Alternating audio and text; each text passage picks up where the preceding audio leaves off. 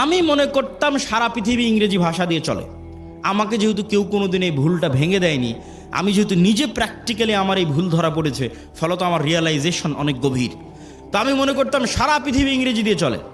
ইংল্যান্ডেও থাকলাম প্রায় 1 বছর। এই ইংল্যান্ডে থাকা অবস্থায় যখন ফ্রান্স গেলাম, স্পেন গেলাম, ইতালি গেলাম, স্পেনের যখন কর্ডোভা, গ্রানাডায় যাওয়ার জন্য যে বিমানবন্দরে নামলাম, ওই বিমানবন্দরে নেমে এক্সিট লেখাটা আমি ইংরেজিতে খুঁজে পাচ্ছিলাম না।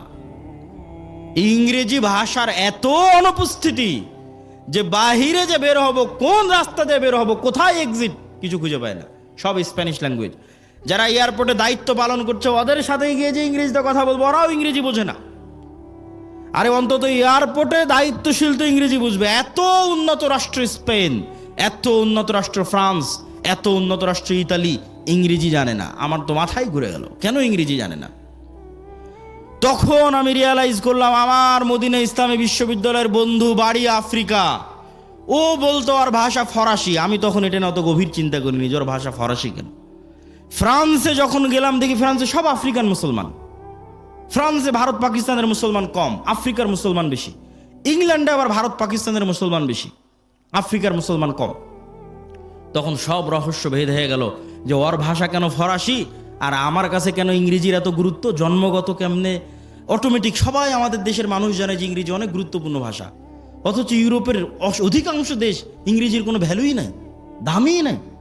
ওরা এতটা অহংকারী, ফ্রান্স, ইতালি, স্পেন, জার্মান এতটা অহংকারী, ওরা ইংরেজি শিখবেই না। তাহলে আমি কেমনে জন্মগত মেনে বুঝে নিলাম যে ইংরেজি গুরুত্বপূর্ণ? এটাই 200 বছর যে আমরা ব্রিটিশের গোলামি করেছি, গোলামি মে বদল জাতি হে কওম কা জমির, আমরা নিজের অজান্তেই ওর গোলামির প্রভাব বহন করতেছি। আমি আব্দুল্লাহ নিজের অজান্তেই, আমার পূর্বপুরুষ 190 বছর ব্রিটিশের গোলাম ছিল, তার প্রভাব আমি আমার অজান্তে বহন করতেছি। আর আমার ওই বন্ধু যে আফ্রিকায় বাড়ি, ও ওর অজান্তে ইউরোপীয় উপনিবেশের গোলামির চিহ্ন বহন করতেছে। ঠিক এই যে আপনি দেখতেছেন মুসলমানেরা মারামারি, কাটাকাটি, এই যে গণতন্ত্রের কালচার টিকিয়ে রাখা আছে, যেন এখানে আর সুদের কালচার টিকিয়ে রাখা আছে, যেন একটা মুসলমান নেতা সত্যবাদী ন্যায়পরায়ণ বের হয়ে আসতে না পারে, সব যেন মিথ্যুক আর দুর্নীতিবাজ বের হয়। এই জন্যই গণতন্ত্র দিয়ে রাখা আছে, এই জন্যই সুদী ব্যবস্থা দিয়ে রাখা আছে। কেননা এই কালচারের মধ্যে থাকলেও মিথ্যুক দুর্নীতিবাজ হবে। আর 190 বছর ব্রিটিশের গোলামিতে ওটাই শিখেছে। কেননা গোলাম তো একটা রুটির জন্য মারামারি করে, গোলাম একটা রুটির জন্য আরেকজনকে হত্যা করে দিতে পারে। তাহলে এই যে গোলামির কালচার, এই গোলামির কালচার যতক্ষণ আপনি না ভাঙবেন, যেটা আমরা বহন করছি আমাদের অজান্তে ব্রিটিশদের গোলামির কারণে, যেমনটা বানু ইসরাইলরা ফেরাউনের গোলামি থেকে শিখেছিল, এই কালচার আমাদের ভাঙতে হবে। এই কালচার যতক্ষণ না ভাঙতে পারবেন, নেতা হতে পারবেন না। সত্যবাদী ন্যায়পরায়ণ হন, ইসমান হাদির মতো অটোমেটিক নেতা হয়ে যাবেন। আর এই গণতন্ত্রের কালচারে এইরকম সত্যবাদী ন্যায়পরায়ণ নেতা সহ্য করার মতো ক্ষমতা এই আধিপত্যবাদী দখলদারি শক্তির নাই, ফলত গুলি করে উড়িয়ে দিবে। সম্মানিত উপস্থিতি, পয়েন্ট নাম্বার 3, আমাদের 1 নাম্বার পয়েন্ট ছিল অর্থনৈতিক মুক্তি লাগবে গোলামি থেকে মুক্তির জন্য। 2 নাম্বার পয়েন্ট ছিল সত্যবাদী ন্যায়পরায়ণ হতে হবে। পয়েন্ট নাম্বার 3, ইমান বিল গায়েব এবং গায়েবী মদদ। একটা মূলনীতি আজকে এখান থেকে মুখস্থ করে যান, আল্লাহর আসমানি সাহায্য ছাড়া ইসলাম এবং মুসলমানদের বিজয় অসম্ভব, ফুল স্টপ। দুনিয়াবি শক্তি দিয়ে ইসলাম এবং মুসলমানদের বিজয় অতীতে কোনোদিন হয়নি, ভবিষ্যতে কোনোদিন হবে না, ফুল স্টপ। নবীদের হয়নি, আমার আপনার হবে না। মুসা দুনিয়ার শক্তি দিয়ে বিজয় লাভ করেনি, ইউশা বিন নুন দুনিয়ার শক্তি দিয়ে বিজয় লাভ করেনি, দাউদ সুলাইমান দুনিয়ার শক্তি দিয়ে বিজয় লাভ করেনি।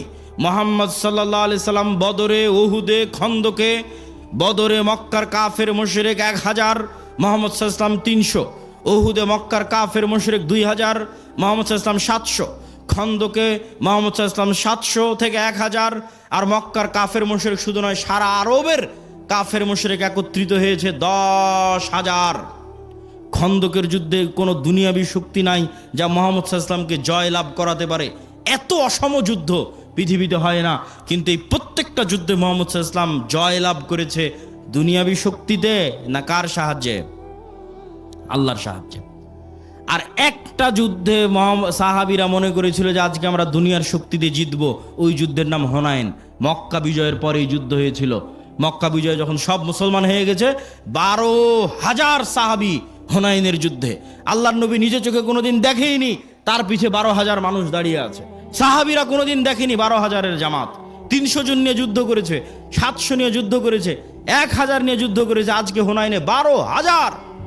তখন সবার আল্লাহর উপর, মুহাম্মদ সাল্লাল্লাহু আলাইহি ওয়াসাল্লাম বাদ দিয়ে অধিকাংশ সাহাবীর আল্লাহর উপর ভরসা কমে নিজেদের উপর ভরসা চলে এসেছে। যে আজকে হাই কনফিডেন্স, মক্কা বিজয় করেছি, আর এখন হুনাইনের যুদ্ধ আমাদের পরাজিত করে কে? আর হুনাইনের যুদ্ধ শুরু হওয়ার আধা ঘন্টা পার হয়নি, 1 ঘন্টা পার হয়নি, সব দৌড়ে দৌড়ে পালাচ্ছে। তাহলে নবীর জীবদ্দশায় দুনিয়ার শক্তিশালী হওয়ার পরেও বিজয় হচ্ছে না পরাজয় হচ্ছে? একটু জোরে বলেন তো, জয় হচ্ছে না পরাজয় হচ্ছে? নবীর জীবদ্দশায় দুনিয়ার শক্তিতে বিজয় হচ্ছে না। কার সাহায্য লাগে বিজয়ের জন্য? আল্লাহর সাহায্য লাগে।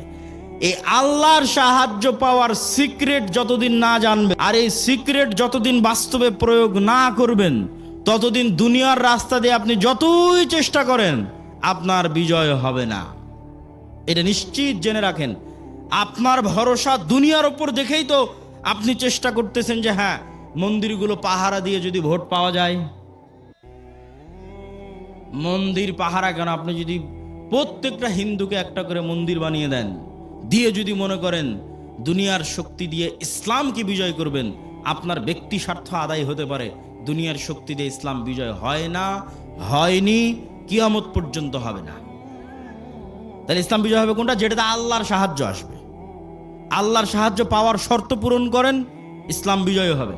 আর আল্লাহর শর্ত পাওয়ার সাহায্য পূরণ করবেন না, আল্লাহর ঠেকা পড়েছে, আপনাকে দিয়ে ইসলামকে বিজয় করতে হবে। আল্লাহ বলেছে ইউরিদুনা লিইউতফিউ নূরাল্লাহ ওয়াল্লাহু মুতিম্মু নূরিহি ওয়ালাউ কারিহাল কাফিরুন।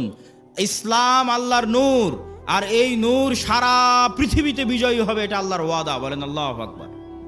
হুয়াল্লাযী আরসালা রাসূলাহু বিল হুদা ওয়া দীনিল হক লিইয়ুযহিরাহু আলাদ দীনি কুল্লি।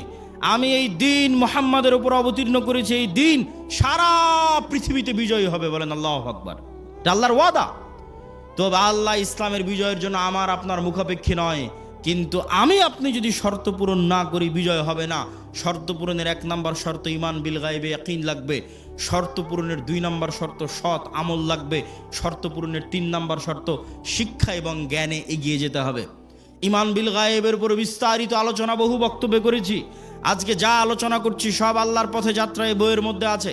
ঈমান বিল গায়বের বিস্তারিত আলোচনা এই আল্লাহর পথে যাত্রা বইয়ের মধ্যে আছে। প্রত্যেক মসজিদে, প্রত্যেক স্কুল, কলেজ, ইউনিভার্সিটিতে এই বইয়ের উপর পাঠচক্র হওয়া উচিত। 2 পৃষ্ঠা করে, 1 পৃষ্ঠা করে প্রত্যেক মসজিদে প্রতি সপ্তাহে অন্তত একদিন সবাই মিলে 2 পৃষ্ঠা পড়ে বোঝার চেষ্টা করবেন কি বলা আছে এই বইয়ের মধ্যে। এই বই থেকে আমাদের আল্লাহর পথে যাত্রা তথা আল্লাহর সাথে সম্পর্ক, ঈমান বিল গায়বের যাত্রাটা শুরু হবে। 2 নম্বর শর্ত কি পূরণ করতে হবে? সৎ আমল। দেখেন মুহাম্মদ সাল্লাল্লাহু আলাইহি ওয়াসাল্লাম বদরের যুদ্ধের দিন এত লম্বা সালাত, এত লম্বা দোয়া, এত লম্বা রাতের সালাত যে আবু বকর রাদিয়াল্লাহু তাআলা আনহু পর্যন্ত ক্লান্ত হয়ে গেছে। আল্লাহর নবী, আপনি নবী, আপনার এত রাতের সালাতের প্রয়োজন? আল্লাহর নবী কেন রাতের সালাতে দাঁড়িয়ে আছে জানেন? আল্লাহর নবী আমার আপনার চেয়ে গায়েব বেশি জানে। আমার আপনার চেয়ে গায়েবের মূলনীতি ওনার জানা আছে। আল্লাহ ওনাকে ওহীর মাধ্যমে জানিয়ে রেখেছে। সেটা কি? সেটা হচ্ছে তুমি বদরের যুদ্ধে তোমার শক্তি দিয়ে জিততে পারবে না। মুহাম্মদ, তোমার শক্তি দিয়ে বদরে বিজয় হবে না। বদরে বিজয় হবে কার সাহায্যে? আল্লাহর সাহায্যে। আর আল্লাহর সাহায্য পাওয়ার সিক্রেট হচ্ছে রাতের সালাত। তুমি আল্লাহর সাহায্য পেতে চাও, যত বড় নবী হও রাতের সালাতে দাঁড়াতে হবে। ফাতাহাজ্জাত বিহি নাফিলাতাল লাক আসা ইয়াবআসাকা রাব্বুকা মাকামাম মাহমুদা। তুমি সর্বশ্রেষ্ঠ নবী হওয়ার পরও আল্লাহর সাহায্য আসমান থেকে দুনিয়াতে আনার জন্য শ্রেষ্ঠতম নবী হওয়ার পরও তোমাকে রাতের সালাতে ঘন্টার পর ঘন্টা দাঁড়িয়ে থাকতে হবে। আর বাংলার মানুষেরা স্বপ্ন দেখে নামাজ 5 ওয়াক্ত সালাত আদায় না করেই খালি ভোট দিয়ে ইসলামকে বিজয় করে দিবে। অসম্ভব, এটা অসম্ভব, ইম্পসিবল। আপনাকে ন্যূনতম আল্লাহর সাহায্য পাওয়ার পূর্ব শর্ত পূরণ করতে হবে। সেই পূর্ব শর্তের 2 নম্বর হচ্ছে সৎ আমল। রাতের সালাত না পারেন 5 ওয়াক্ত সালাত ঠিক রাখতে হবে। আর রাতের সালাত আর সকাল সন্ধ্যার জিকির মোস্ট পাওয়ারফুল। সকাল সন্ধ্যার জিকির কেন পাওয়ারফুল? মুসা আলাইহিস সালাতু ওয়াস সালাম ফেরাউনের উপর বিজয় লাভ করবেন, অথচ মুসা আলাইহিস সালাম আমার এবং আপনার চেয়ে দুর্বল। মুসা আলাইহিস সালামকে আল্লাহ বলছে, যাও ফেরাউনের কাছে, ওয়ালা তানিয়া ফি যিকরি, সব সময় আমাকে স্মরণে রাখবা, জিকির ভুলবা না। জিকির না করলে তুমি জিততে পারবা না। জাকারিয়া আলাইহিস সালাতু ওয়াস সালাম আল্লাহর কাছে সন্তান চাইলেন, আল্লাহ বললেন সন্তান হবে। বন্ধা স্ত্রী, বার্ধক্য বয়স, কেমনে সন্তান হবে আল্লাহ আলামত বলেন। আল্লাহ বললেন সকাল সন্ধ্যা জিকির করো, সন্তান হবে। সকাল সন্ধ্যা জিকির পৃথিবীর এমন বড় সিক্রেট, যা দিয়ে পৃথিবীর এমন কোনো অসম্ভব নাই, যা সম্ভব করা সম্ভব নয়। মুসা যদি ফেরাউনকে পরাজিত করতে পারে, এই অসম্ভব যদি সম্ভব হয়ে যেতে পারে, জাকেরিয়াকে যদি আল্লাহ সন্তান দিয়ে দিতে পারে, তো সকাল সন্ধ্যার জিকির দিয়ে পৃথিবীর সব অসম্ভবকে সম্ভব করা যাবে। কেন আপনার এই ইয়াকিন থাকতে হবে, ইউসাব্বিহু লিল্লাহি মা ফিস সামাওয়াতি ওয়া মা ফিল আরজ, আসমান জমিন এবং তার মধ্যে যা কিছু আছে, জীব জন্তু, জড়বস্তু, জড় পদার্থ, কীট পতঙ্গ, এই টিস্যু, এই বই, মাইক, মোবাইল, এই কাঠের ডায়াস, এই ক্যামেরা, যা দেখতে পাচ্ছি, এরা এখনো 24 ঘন্টা আল্লাহর তাসবিহ পাঠ করতেছে। বলেন আল্লাহু আকবার। এটা গায়েব। এই গায়েবের মূলনীতি আল্লাহ কোরআনে দিয়ে দিয়েছে, যে তোমরা তো গায়েব জানো না, তোমাদেরকে জানিয়ে দিচ্ছি, এরা সবাই তাসবিহ পাঠ করতেছে। তাহলে আপনিও যখন সকাল সন্ধ্যার জিকির করবেন, এরাও আপনার সেই তাসবিহ বুঝবে। সুলাইমান আলাইহিস সালামেরটা বুঝতো, সুলাইমান আলাইহিস সালাম ওদেরটাও বুঝতো। এরা পরস্পর আমি যদি সুবহানাল্লাহ ওয়া বিহামদিহি সুবহানাল্লাহিল আযীম বলি, এগুলো সব কিয়ামতের মাঠে সাক্ষী দিবে। এরা শুনছে, কিয়ামতের মাঠে সাক্ষী দিবে। বলেন আল্লাহু আকবার। মুয়াজ্জিনের আজান যত দূর পর্যন্ত যাবে, এই প্রত্যেকটা জীব জন্তু, কীট পতঙ্গ, জড়বস্তু, জড় পদার্থ, এরা শুনে, এরা নিজেরা তাসবিহ পড়ে, এরা মানুষের তাসবিহ শুনে। মুয়াজ্জিনের আজান যত দূর পর্যন্ত যাবে, পৃথিবীর প্রত্যেকটা ধূলিকণা বালিকণা কিয়ামতের মাঠে মুয়াজ্জিনের পক্ষে সাক্ষ্য দিবে। বলেন আল্লাহু আকবার। এই জন্য জিকির মোস্ট পাওয়ারফুল, সবচেয়ে পাওয়ারফুল। আল্লাহ আসমান জমিন সৃষ্টি করেছেন আওয়াজ দিয়ে, আল্লাহ আসমান জমিন ধ্বংস করবেন আওয়াজ দিয়ে। পৃথিবীর প্রত্যেক জীবজন্তু, জড় বস্তু, জড় পদার্থ সবসময় আওয়াজ বের করতেছে, আল্লাহর তাসবিহ পাঠে আওয়াজ বের করতেছে। সব ফেরেশতা সবসময় আল্লাহর তাসবিহ পাঠে আওয়াজ বের করতেছে। আওয়াজ সবচেয়ে মোস্ট পাওয়ারফুল। এই জন্য মুসলমানদের মোজেজা মুসা আলাইহিস সালাতু ওয়াস সালাম, মুহাম্মদ সাল্লাল্লাহু আলাইহি ওয়াসাল্লামের মোজেজা মুসা আলাইহিস সালামের লাঠির চেয়ে, ঈসা আলাইহিস সালামের মৃতকে জীবিত করার চেয়ে বেশি পাওয়ারফুল। কেন? মুহাম্মদ সাল্লাল্লাহু আলাইহি ওয়াসাল্লামের মোজেজা কোরআন, সরাসরি আল্লাহর আওয়াজ। বলেন আল্লাহু আকবার। কোরআন পড়ে কে, বুঝে কে, জানে কে, শিখে কে? কোরআনের মধ্যেই মুসলমানদের মুক্তির রাস্তা আছে, গোলামি থেকে মুক্তির রাস্তা আছে। সম্মানিত উপস্থিতি, আমরা বক্তব্য দীর্ঘায়িত করব না, রাত গভীর করার পূর্বেই বক্তব্য শেষ করে দিব। তাহলে আমরা আমাদের পূর্ব শর্ত, যা গায়েবী মদদ পাবো, 1 নম্বর শর্ত ঈমান বিল গায়বি ইয়াকিন থাকতে হবে। 2 নম্বর শর্ত সৎ আমল থাকতে হবে। সৎ আমলের 2টা আমল খুব পাওয়ারফুল, একটা রাতের সালাত, একটা সকাল সন্ধ্যার জিকির। সব অসম্ভবকে সম্ভব করা সম্ভব এই 2টা দিয়ে। 3 নম্বর হচ্ছে শিক্ষা এবং জ্ঞান। আল্লাহ পৃথিবী যেই মূলনীতির উপর তৈরি করেছে, এই মূলনীতি আল্লাহ ভাঙে না, খুব কম সময় ভাঙে। আগুনের মধ্যে যদি সবচেয়ে বড় পরহেজগার মানুষকে নিক্ষেপ করা হয়, আগুন জ্বালিয়ে দিবে। এভাবে আগুনকে ডেভেলপ করা আছে। ইব্রাহিমের ক্ষেত্রে আল্লাহ রুল ব্রেক করেছে, সবার ক্ষেত্রে করবে না। ওই যে সূরা বুরুজের দেখেন, পুরো একটা জাতিকে আগুনে নিক্ষেপ করে দেওয়া হয়েছে, সবাইকে আগুন পুড়িয়ে দিয়েছে। সূরা বুরুজের ঘটনা, পুরো একটা জাতিকে ইমানের কারণে আগুনে নিক্ষেপ করা হয়েছে, সবাই আগুনে জ্বলে গেছে, পুড়ে গেছে, কিন্তু ইমান ত্যাগ করেনি। তাহলে এই যে মূলনীতির উপর আল্লাহ পৃথিবী সাজিয়েছে, এটা আল্লাহ সাধারণত ভাঙে না। আপনি মোবাইল যে ফাংশন ব্যবহার করবেন, ওই ফাংশন ইহুদিও ব্যবহার করলে একই সার্ভিস পাবে, মুসলমান ব্যবহার করলে একই সার্ভিস পাবে। তাহলে পৃথিবীর ফাংশন হচ্ছে, পৃথিবীকে এইভাবে ফাংশন করা আছে যে জ্ঞান অর্জন করবে ও নেতা হবে, যে জ্ঞান অর্জন করবে ও কি হবে? নেতা হওয়ার শর্ত কি বলেন তো, একটু জোরে বলেন তো, কি অর্জন করা? জ্ঞান অর্জন করা। দলিল, আল্লাহ নিজেই সবার চেয়ে বড় জ্ঞানী। দলিল, আদম আলাইহিস সালাম ফেরেশতা জিনের চেয়ে জ্ঞানী। দলিল, আল্লাহ তালুতকে নেতা বানিয়েছে শুধু জ্ঞানের কারণে। আর কত অসংখ্য দলিল নেবেন, তার হিসাব নাই। আজকে ইহুদি এবং খ্রিস্টানেরা পড়াশোনা, জ্ঞান, গরিমা, গবেষণা নিয়ে ব্যস্ত, আর মুসলমানের সন্তানেরা জুয়া, ফেসবুক, টুইটার, টিকটক, বিড়ি, সিগারেট, নেশা, আইপিএল, বিশ্বকাপ, ফুটবল, গণতন্ত্রের রাজনীতি, চাঁদাবাজি, যত সময় নষ্টের রাস্তা আছে, এই সময় নষ্টের রাস্তায় ব্যস্ত। আপনি বলেন নেতাকে আর গোলামকে? ঢাকা বিশ্ববিদ্যালয়ে বড় স্ক্রিন লাগিয়ে যারা খেলা দেখে সময় নষ্ট করতেছে, ওরা গোলাম? না অক্সফোর্ড ক্যামব্রিজে যারা পড়াশোনা জ্ঞান অর্জন করছে, ওরা গোলাম?